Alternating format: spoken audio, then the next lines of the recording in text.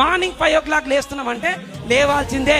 పడక మించి లేవడానికి చేతగానోడు పైకి వస్తారంటే ఎట్లా నమ్ముతావు? బస్ నీకు లేవడానికే యుద్ధం చేసేంత పని అయితే ఇటు నుసిలి అటు నుసిలి రాత్రి లేట్ అయింది, మంది ఎక్కువైంది, ఇటు పోయినాం అటు పోయినాం అని చెప్పి దీనికే యుద్ధం అయితే నీ సక్సెస్ కి సిద్ధమైనట్టు ఎట్లయితావు? 10 మంది లేపాలా, ఒకడొచ్చి ఇది చేయాలా?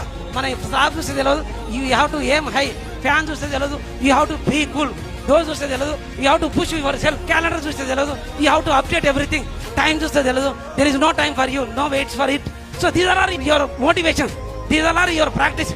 Discipline is the matter. పొద్దున్న లేస్తే ఈ పైకి లేచి పక్కన పెడితే ఈ పైకి లేచి కూడా కూర్చుంటాం. మీకు ఇప్పటి నుంచి చెప్తున్నా, if you want to break through in your life, break the pattern. Me brain మాట మీరు వినకండి. బ్రెయిన్ కి బాడీకి లోకస్ ఆఫ్ కంట్రోల్ అని ఒక కంట్రోలింగ్ ఉంటుంది, మెకానిజం.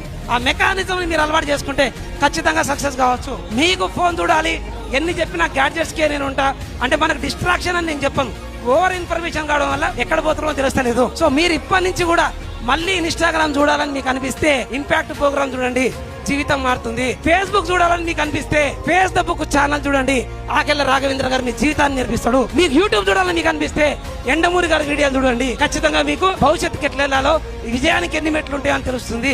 ఇంకా కూడా నాకు అక్కర్లేదు, నేను చిట్ చాట్ చేస్తాను చెప్తే చాట్ జీపీటీని చూసుకోండి, చాట్ జీపీటీలో చిట్ చాట్ చేయండి. మీ గురువు దగ్గరుండి మీ గమ్యాన్ని చేర్చడానికి అవకాశం ఉంటుంది. లేదు పని పాట లేదు అనుకుంటే పట్టాభి గారి బుక్స్ చదవండి, మీకు అనుభవం నేర్పిస్తుంది.